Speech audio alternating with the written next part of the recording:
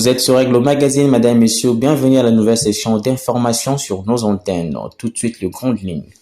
Signature de l'accord de paix entre la République démocratique du Congo et le Rwanda à Washington au département d'État américain entre les deux ministres des Affaires étrangères sur le conflit armé persistant à l'est de la République démocratique du Congo. L'Union nationale de la presse du Congo section Krakatonga a lancé une opération d'identification de journalistes. Cette initiative s'inscrit dans le cadre d'un effort visant à assainir la profession. Encore une fois de plus, mesdames et messieurs, bienvenue. Comme annoncé dans les sommaires, la signature de l'accord entre la République démocratique du Congo et le Rwanda à Washington au département d'État américain le vendredi 27 juin 2025. Les deux ministres des Affaires étrangères ont opposé leur signature sur ces documents en présence du secrétaire d'État américain Marco Rubio, représentant du président Donald Trump, sous la médiation de Massaad Boulos, conseiller du président américain pour l'Afrique, et en présence de délégations venues du Rwanda et de la République démocratique du Congo. Images et commentaires.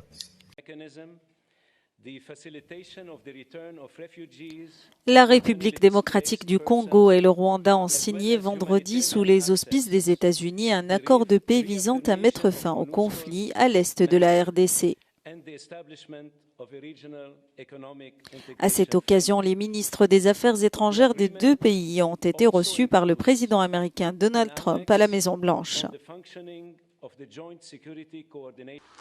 Le Rwanda est prêt à travailler avec la RDC pour tenir nos engagements communs. Pour conclure, permettez-moi d'exprimer une nouvelle fois les remerciements du Rwanda à tous ceux qui ont contribué à cette étape importante.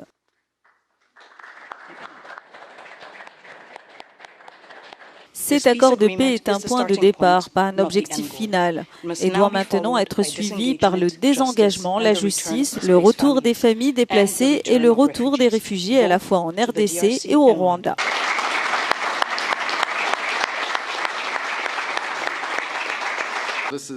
C'est un moment important après 30 ans de guerre.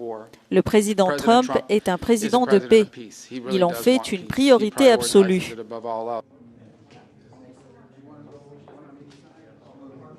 Donald Trump s'est félicité d'avoir obtenu cet accord qui s'inspire d'une déclaration de principe approuvée en avril entre les deux pays.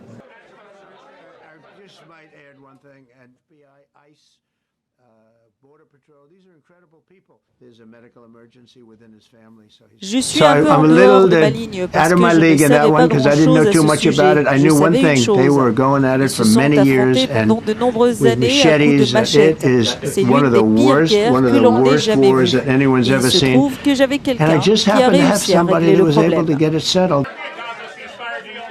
L'accord comprend des dispositions sur le désengagement, le désarmement et l'intégration conditionnelle des groupes armés non étatiques, ainsi qu'un mécanisme conjoint de coordination en matière de sécurité.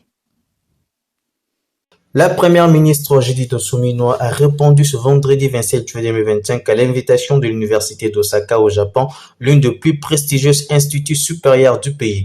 La chef du gouvernement s'est adressée aux autorités politiques et scientifiques ainsi qu'aux étudiants locaux inscrits au centre de recherche sur les cultures et langues étrangères. Suivez. La chef du gouvernement s'est adressée à un auditoire rempli d'autorités politiques et scientifiques ainsi que des étudiants locaux inscrits au centre de recherche sur la culture et langues étrangères. Cette rencontre hautement significative était placée sous thème statut de la jeunesse et des femmes en République démocratique du Congo, valeur et significative pour les sociétés africaines et japonaises.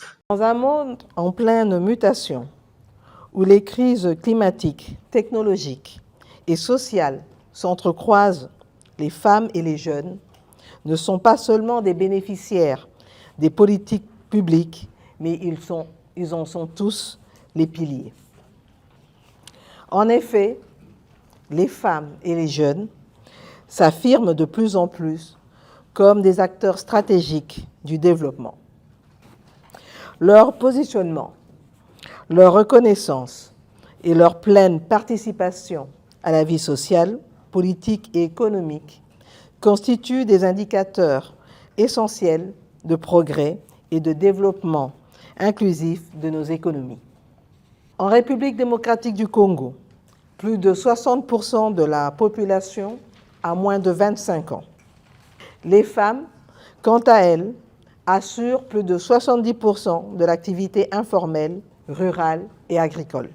Plus de 43% des entrepreneurs congolais sont des femmes. Elles dominent le petit commerce et l'informel.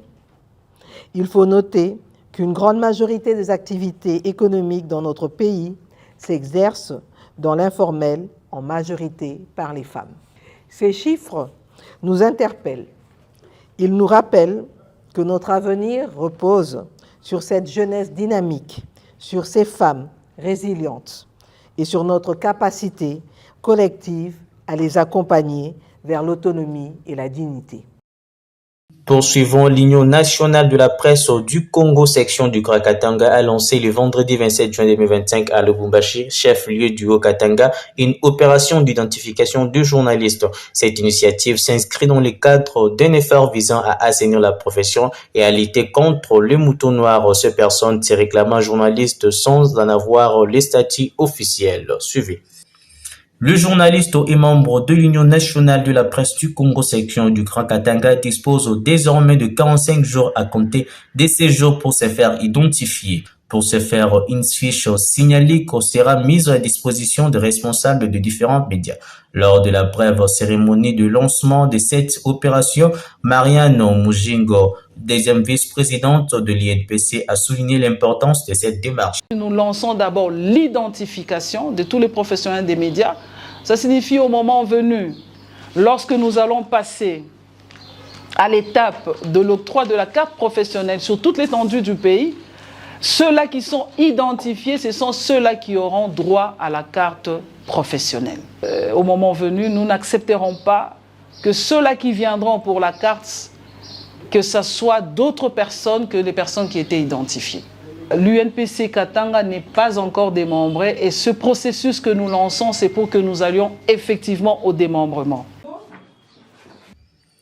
Cette opération d'identification et octroi de la carte de presse, cette démarche ouvrira la voie à l'organisation des élections du comité sectionnaire dans la nouvelle province. L'initiative est saluée par les professionnels de médias, soucieux de renforcer la crédibilité et la transparence de leur profession. Nous trouvons que c'était opportun, ou c'est opportun que chaque journaliste soit identifié, car nous avons nous connaissons actuellement des problèmes à travers tout le pays, non seulement ici dans la province du Haut-Katanga. Nous connaissons ce problème des communicateurs, nous connaissons des gens qui s'appellent journalistes en réalité qui ne le sont pas. Alors je crois qu'aujourd'hui, cette identification vient à point nommé pour que les journalistes, celui qui sera appelé journaliste soit réellement celui qu'il prétend être, ce qu'il prétend être.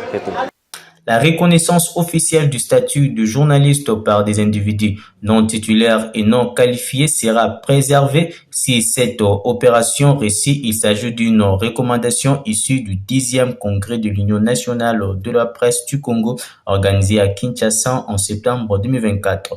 Après Lubumbashi, la même opération sera déployée lundi prochain dans d'autres villes et cités de l'espace Grand Katanga. Autre chose à présent, une trentaine d'animateurs sociaux, acteurs politiques, journalistes, hommes d'église, agronomes, paysans, enseignants et activistes de droits de l'homme ont été formés durant 3 jours sur les développements à Kimpese au Congo central. Ils sont venus de différents coins du Congo central pour participer à cet atelier de formation et d'échange d'expériences sur la mobilisation des communautés locales à un mode de vie réparateur. Du 25 au 27 juin 2025, ils ont réfléchi sur les problématiques du sous-développement agricole dans le milieu respectif. Suivez. Organisé à la cité de Kimpese à 133 km de la ville de Matadi, chef-lieu de la province du Congo central, cet atelier de renforcement des capacités s'est tenu sous thème mobilisation de la communauté locale et la libération de son potentiel. Cette session organisée par les centres régionaux d'appui à la formation et au développement a permis aux participants venus de 4 coins de la ville du Congo central à faire un état des lieux de leur province, identifier les différents problèmes qui sont à la base du sous-développement et d'en proposer des solutions. L'essentiel de cet atelier formation, ça a porté sur la mobilisation communautaire parce que nous avons constaté depuis que CAFOD intervient sur le terrain que nous semblons être tous exogènes, c'est-à-dire que nous voulons trop attendre de l'extérieur, alors que nous disposons des atouts, nous disposons des opportunités et qui pourraient bien nous permettre à nous développer, à nous prendre en charge et faire en sorte que nous puissions lutter contre la pauvreté,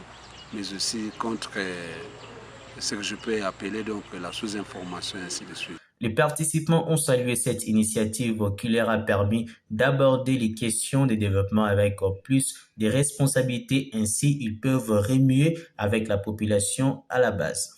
Samuna formation betumesala yake ntete samuna base ya betu population ya betu beto kena vanda na ba territoire na ba communauté mais betu keve trop na ba mambu ya ngudi betu lendi sadila par rapport na ba population na betu ba population ba kena ba nsatu mingi betu kena mambu mingi betu meku bamezabisi beto awa yini beto lendi sadili na babazi ya beto na kulakisa beto lenda kuzwa na kulakisa bamama wafaso siyani ke sala commerce wafaso andi lendi sala commerce yandi na kukwenda na matwala beto lendi kubaka délinquance juvénile babana beka bamekuma busadi bamambo. Dans l'ensemble, les impressions sont très bonnes parce que Crawford nous a appelés ici pour venir apprendre ce qu'on peut faire à la base, surtout en ce qui concerne la mobilisation pour connaître les difficultés, les problèmes, le besoin de la population à la base. Parce qu'il y a beaucoup de problèmes qui rongent notre population, beaucoup de problèmes qui divisent notre population. Sur le plan politique, le plan économique, socio-culturel. Mais avec ce qu'on est venu apprendre ici, ça va nous rapprocher avec cette population et chercher à ce qu'on puisse ramener cette population à changer la façon de vivre.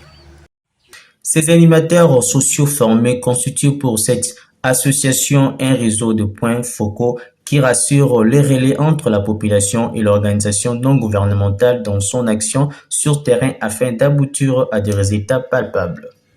En Égypte, au moins 19 morts. Ce vendredi, un camion est entré en collision avec un minibus transportant des travailleurs sur une route régionale de la ville d'Asmonto, dans le gouvernement des Monofia, alors qu'ils s'y rendaient à leur milieu de travail. Selon un communiqué du ministère du Travail, seules 3 personnes ont survécu à l'accident qui a complètement détruit le véhicule. Suivez.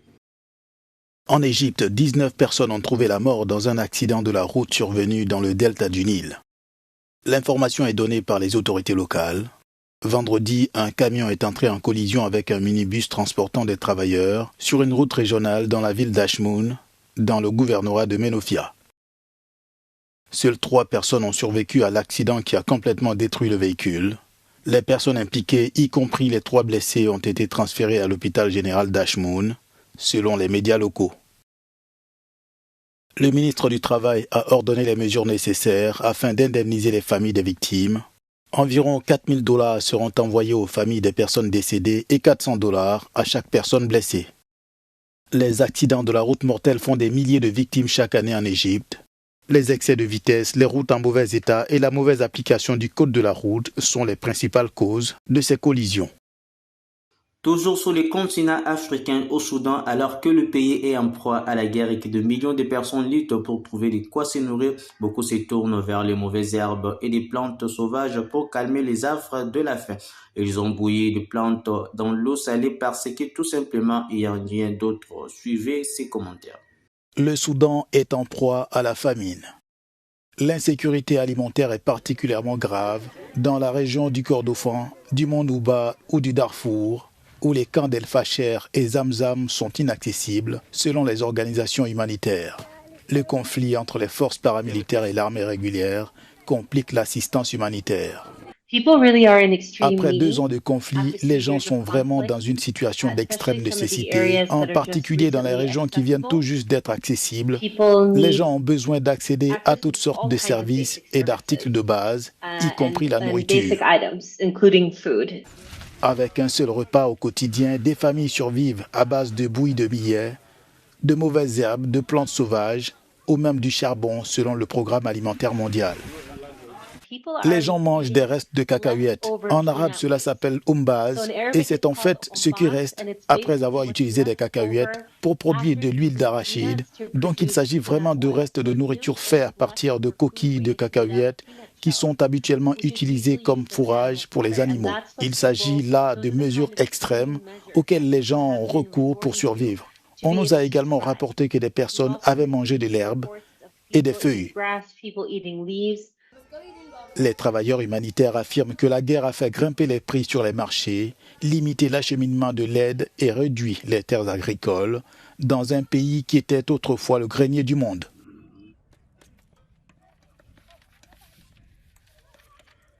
Guerre Russie-Ukraine, Vladimir Poutine a déclaré ce vendredi que Moscou est prêt à entamer une nouvelle série de pourparlers de paix directs avec l'Ukraine, alors que le même deux pays bilingues échangent des attaques de drones à longue portée. S'adressant aux journalistes à Minsk, Poutine a déclaré que les responsables russes et ukrainiens discutent de la date d'une rencontre potentielle. Le dirigeant russe a précisé que les conditions d'un éventuel cessez-le-feu que le Kremlin a jusqu'à présent rejeté devrait être à l'ordre du jour. Suivez. Vladimir Poutine estime diamétralement opposés les mémorandums russes et ukrainiens, tout en confirmant les préparatifs d'un 3e round de négociations directes. L'Ukraine exige le retrait des Russes de son territoire, alors que la Russie attend de l'Ukraine qu'elle reconnaisse la perte des régions annexées et renonce à rejoindre l'OTAN.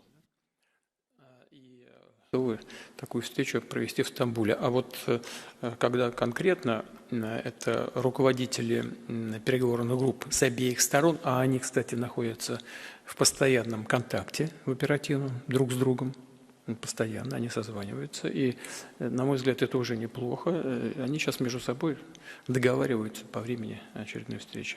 Ну, а что будет предметом? Предметом, на mой взгляд, и должно быть обсуждение mémorandumов как с одной, так и с другой стороны. L'Ukraine et la Russie ont conduit des premiers pourparlers directs mi-mai et début juin. Jusqu'à présent, les deux camps rejettent catégoriquement les conditions de paix présentées par la partie adverse. Vladimir Poutine se dit prêt à poursuivre les contacts après la restitution des corps des soldats russes tués en Ukraine. C'est la fin de cette édition du journal. Merci de nous avoir suivis, mais avant tout, les rappels des titres. Signature de l'accord entre la République démocratique du Congo et le Rwanda à Washington au département d'État américain. Les deux ministres des Affaires étrangères ont opposé leur signature sur les conflits armés à l'est de la République démocratique du Congo. L'Union nationale de la presse du Congo, section Krakatanga, a lancé une opération d'identification de journalistes. Cette initiative s'inscrit dans le cadre d'un effort visant à assainir la profession. C'était tout pour cette édition. Madame, Messieurs, merci de nous avoir suivis. Bonne continuité des programmes sur nos antennes et bon week-end chez vous.